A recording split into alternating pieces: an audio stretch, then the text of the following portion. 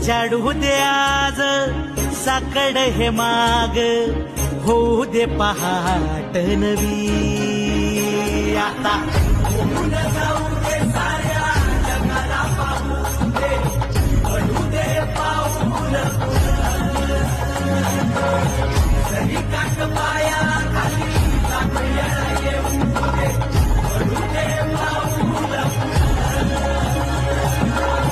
मोठी लढाई र लढू मातीसाठी र गड्या, मनगटाच जोर लावून.